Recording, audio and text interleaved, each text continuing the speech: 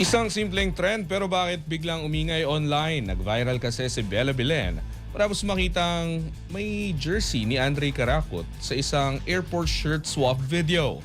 Ang ibang detalye alamin sa pag-abante ni Jason Gusilatar.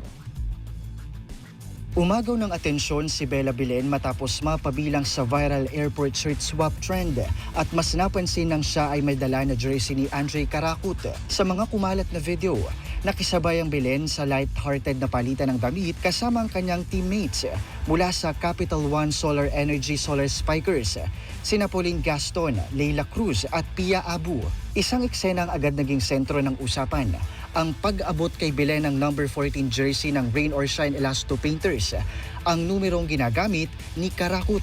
Mabilis itong kumalat online kung saan pinansin ng netizens ang naturang detalye, lalo na't may mga naunang haka-haka na nag-uugnay sa dalawa. Gayunpaman, ang airport shirt swap ay isang casual at trending na content format na layong ipakita ang samahan at good vibes ng mga atleta, hindi indikasyon ng mas malalim na konteksto. Sa kabila nito, nananatiling usap-usapan ang clip, patunay kung paanong kahit simpleng sandali ay maaaring magdulot ng malawak na reaksyon sa social media.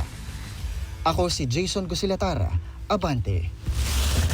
Manatiling nakatutok sa Abante, sundan kami sa aming mga social media accounts at huwag kalimutang mag-subscribe sa aming YouTube channel, DWAR Abante Radio, para sa mga eksklusibong balita.